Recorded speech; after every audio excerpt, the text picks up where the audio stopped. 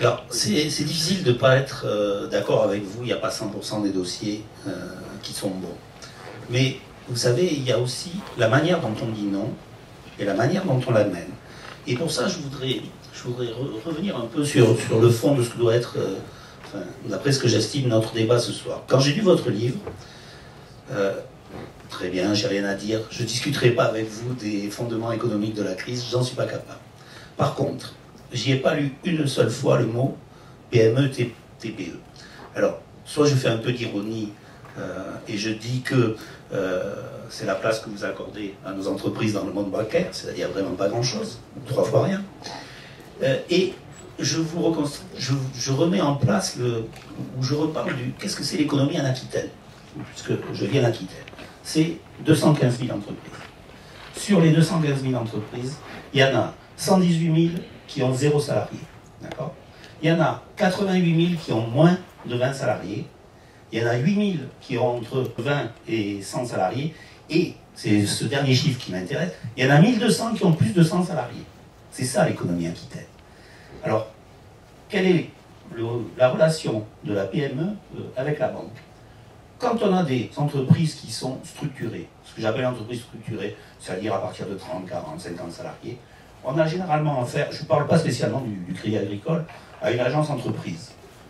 Là, ça va à peu près, c'est-à-dire, on discute, on a une relation qui est ce qu'elle est. Moi, je voudrais vous parler des centaines de milliers d'autres aussi, qui sont traités par des agences, par des gens qui ne sont pas spécialisés, je vous raconte, moi, ce qui nous revient, c'est qu'ils ont l'impression d'être un scoring. Ils ont l'impression d'avoir comme interlocuteur un gars qui vend de l'assurance, qui vend de l'immobilier, et qui, accessoirement, permet qu'on lui demande un crédit. Alors, je suis un peu caricatural, mais après tout, s'il faut brûler le banquier, il faut bien des raisons. Mettez la lunette.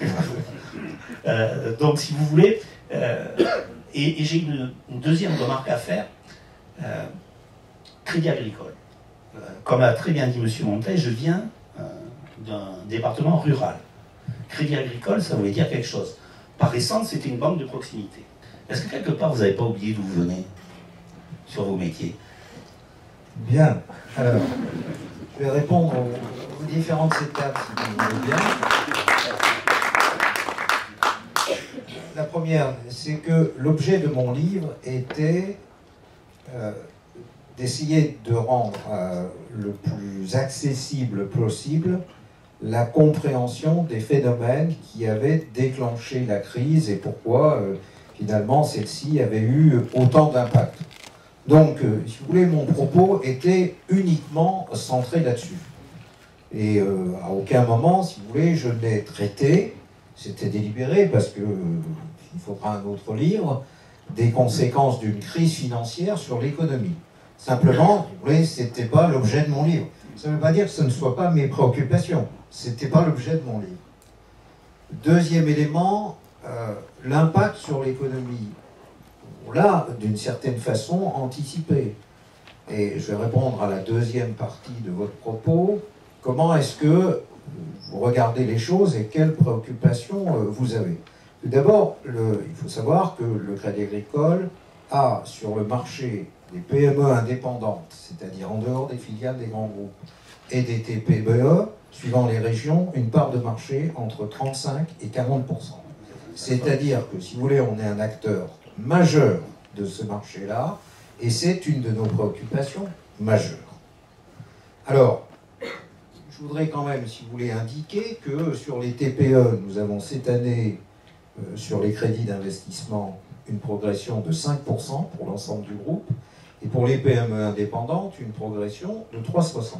Je veux dire par là que dans une économie dont, je dirais, qui a été déprimée, nous avons continué à accompagner les entreprises, puisque ces chiffres sont positifs, et sont d'ailleurs au-dessus, si je prends pour ce domaine-là, des objectifs qui avaient été discutés dans un autre contexte avec les pouvoirs publics.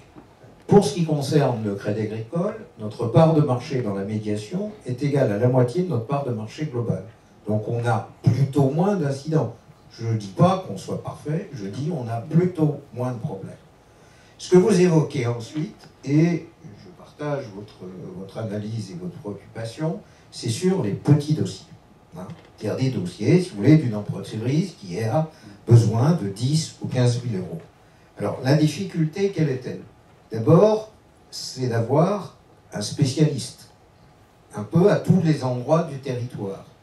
Et là, si vous me permettez, c'est le chef d'entreprise qui va parler, c'est pas si simple que ça d'arriver à, quand vous avez un tissu économique donné, à mettre des gens qui aient le niveau de spécialité, le niveau de compétences techniques correspondant exactement à la géographie que vous avez du marché.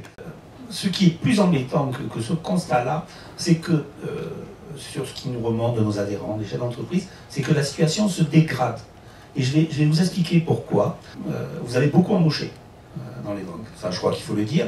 Il y a beaucoup de jeunes diplômés qui sont rentrés dans les banques, qui ont remplacé des gens qui étaient peut-être plus mûrs dans la gestion des dossiers. Et les décisions sont prises de façon plus brutale, plus rapide, et on perd, je ne vais pas faire plaisir au directeur de BEM, mais on perd cette relation humaine dont on parlait un peu. C'est vraiment quelque chose qui nous remonte de façon assez systématique. Qu'est-ce qu'on a fait? On a fait des gains de productivité, et pour faire des gains de productivité, comme on n'a pas voulu faire, pas souhaité, c'est pas possible non plus, de licenciement, on a fait des mesures d'âge. Quand vous faites des mesures d'âge, donc des départs à 57, 58, etc., vous tapez plutôt haut dans la hiérarchie de l'entreprise, ce qui fait, j'avais calculé à l'époque quand je dirigeais une caisse régionale, quand vous avez un départ dans une hiérarchie intermédiaire ou supérieure, vous avez 6 ou 7 mobilités derrière. Et donc nous avons eu, si vous regardez les années écoulées, ça commence à se tasser un petit peu, mais nous avons eu un turnover considérable, avec une vraie difficulté à le maîtriser. Et vous avez un deuxième phénomène, c'est ce que vous évoquiez sur le scoring. C'est-à-dire que dans les mécanismes de contrôle et d'encadrement des banques, on a une machine de guerre, je vais appeler ça comme ça, qui s'est appelée BAL2, qui sont des règles, si vous voulez, pour s'assurer que les banques maîtrisent le risque.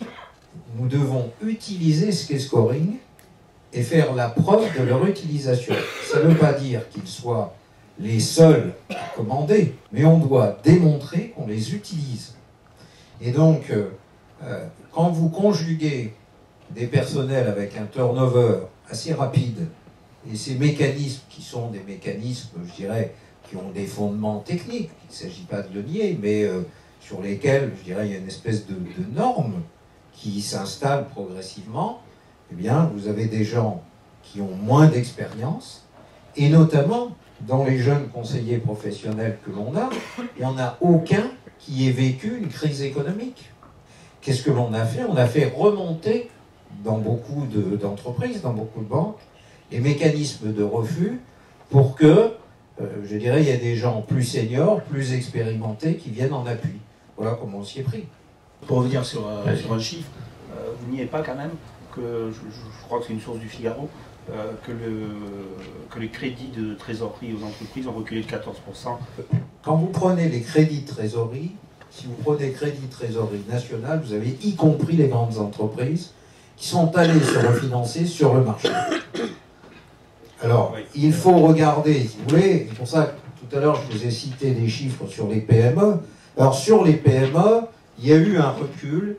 Il est, si vous voulez, de mémoire, entre 8 et 10%. Et donc, si vous voulez, là, très honnêtement, je ne sais pas faire la part de baisse du chiffre d'affaires, de baisse des stocks, de difficultés réelles, parce qu'il y a eu un ralentissement de l'activité économique.